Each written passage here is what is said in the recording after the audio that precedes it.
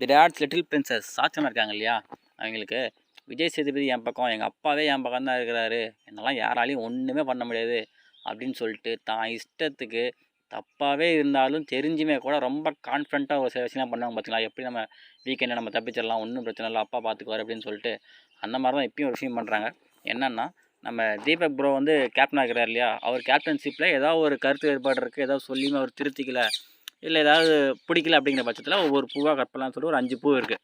So அந்த 5 பூவும் போயிடுச்சுன்னா அவரோட கேப்டன்சி பறிக்கப்படும் அப்படிங்கிற ஒரு தாட் இருக்கு இல்லையா, அதில் தான் இப்போ ஒரு விஷயம் பண்ணிட்டு இருக்காங்க. ஒரு பாயிண்ட்ல தடுத்து டிஃபென்ஸ் பண்ணுறதுன்றது இந்த கேப்டன் கிட்ட இருக்காது. அதை ஒரு வாட்டி சொல்லி ரிப்பீட் பண்ணனால நான் கட் பண்ணுவேன். அந்த பூவை கட் பண்ணுறதுக்கு சாட்சி என்ன ரீசன் கொடுக்குறாங்க அப்படின்ட்டு பார்த்தீங்கன்னா, கேப்டன் வந்து நம்ம பேசிகிட்டு இருக்கும்போது பாதி பாயிண்ட்டில் கட் பண்ணுறாரு, அவருக்கு தேவையான போது டப்பு டப்புங்க அப்படியே கட் பண்ணுறாரு, அது எனக்கு பிடிக்கல, அவர் சொல்லியுமே கூட மாற்றிக்கல அப்படிங்கிற மாதிரி சாச்சனா சொன்னாங்க.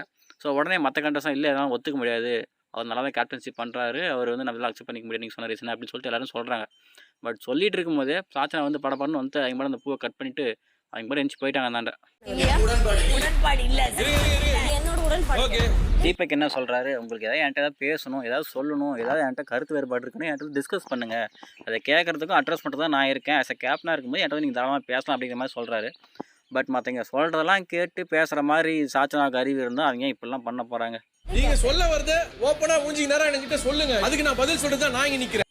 சாச்சனா இப்படி பண்ணதை பார்த்து அருண் டென்ஷன் ஆகிட்டு நம்ம ஒரு கேப்டன் கூப்பிட்டுருக்காரு, உட்காந்து பேசிட்டு இத்தனை பேர் நம்ம உட்காந்துட்டு இருக்கோம், அது ஒரு கருத்து சொல்லுது, பட் நம்ம இத்தனை பேருமே இல்லை அது இப்போ கிடையாது அப்படிங்கிற மாதிரி நம்ம சொல்கிறோம், பட் அது கொஞ்சம் கூட ரெஸ்பாண்ட் பண்ணாமல் ரெஸ்பெக்ட் பண்ணாமல் அது பாட்டுக்கு பூவை கட் பண்ணி அது பாட்டுக்கு போயிட்டே இருக்குது, நம்மளாம் பார்த்தா எப்படி தெரியுது அப்படிங்கிற மாதிரி இவர் டென்ஷன் ஆகி கத்திட்டு இருக்காரு. அந்த பொண்ணு வராங்க, கட் பண்றாங்க, போயிட்டே இருக்காங்க, அவங்களோட புரிதல் அவ்வளவுதான். உடனே தீபக்கு அடா உடுப்பா, அந்த பொண்ணுக்கு ஏதாவது கொஞ்சமாச்சும் அறிவுனா இப்படிலாம் பண்ணுமா, ஏதோ அந்த பொண்ணுக்கு மெச்சூரிட்டி அவ்வளோதான், போயா நானே டென்ஷன் ஆகாமல் அமைதியாக இருக்கிறேன், நீங்கள் ஏன் டென்ஷன் வர, அப்போ உட்காருப்போ அமைதியாக விட்டு பார்த்துலாம் போ அப்படின்னு சொல்லிட்டு அருண் அவரை கூல் பண்ணிட்டு இருந்தார்.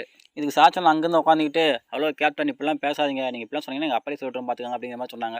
அந்த அருண் எழுந்திரிச்சு ஆமாம்மா நீ எப்படி தான் பண்ணுறாங்க அப்படி தான் சொல்லுவோம் அப்படின்னாரு. எப்பா நீ விடுப்பா அப்படிலாம் பண்ணாத, என்னதான் விஜய் சேதுபதி காப்பாற்றி இருந்தாலும் அதுக்கு மேலே மக்கள் வந்துருக்காங்க, ஓட்டிங்னு ஒன்று இருக்குது, அதெல்லாம் இந்த வாரம் அந்த பொண்ணு வெளியே போய் நீ ஒன்றும் கலப்படாத உட்காரு, இந்த வாரம் சாச்சனா எவிக்டட் அப்படிங்கிற மாதிரி சொல்லிட்டு தீபக் அப்படியே ப்ரமோ முடிச்சு விட்டாரு. நான் சொல்லுவேன் அவர் பண்ற ஒரு ஆக்ஷன் இருக்குல்ல நம்மள பாதிக்கல, அது அவங்கள தான் பாதிக்கல.